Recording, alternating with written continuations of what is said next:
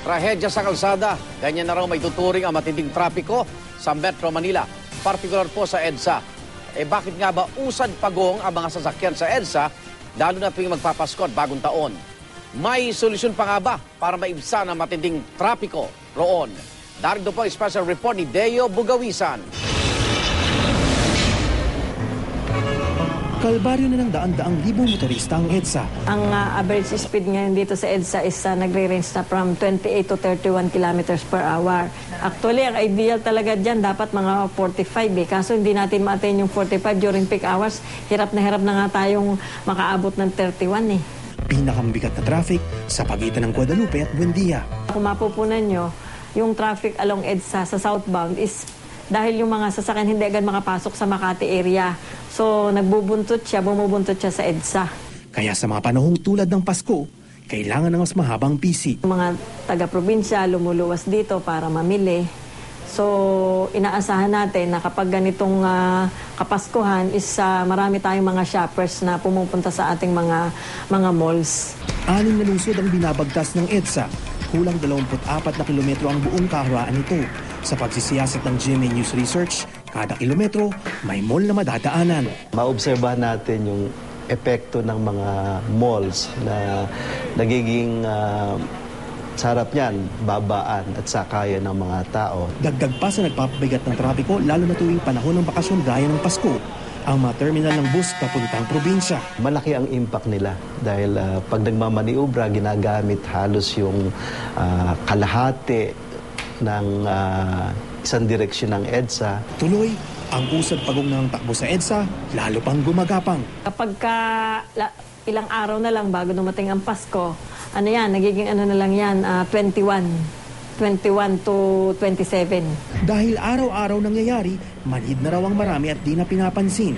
Pero kung tutuusin, trahedyang maituturing daw ang matinding trapiko sa Metro Manila, lalong-lalo na sa EDSA.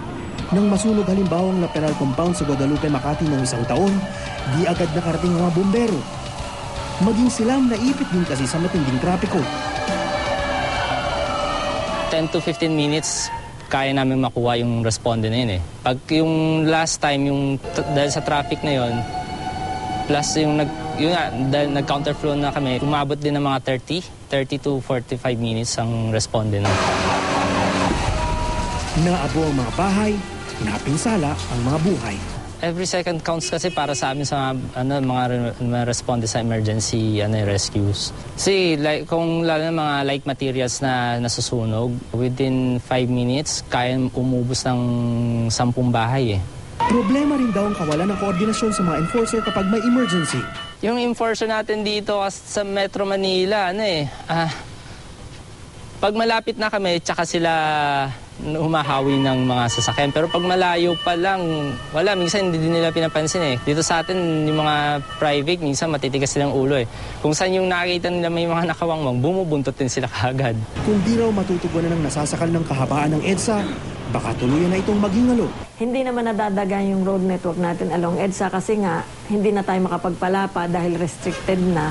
Dadating sa punto na kung wala tayong gagawin, magiging parking area na lang yung EDSA, baka wala ng galawan.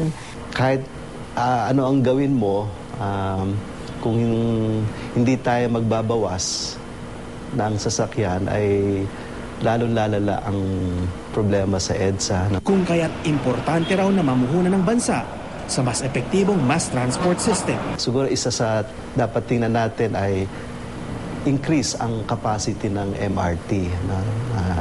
Sa ngayon may 3 coaches, gawin sana na 4. Magkaroon man tayo ng mass transport system para mag-ship yung ating mga kababayan instead na magdala ng sasakyan, sumakay na lang doon sa mass transport system natin. Dave Bugawisan, nakatutok 24 oras.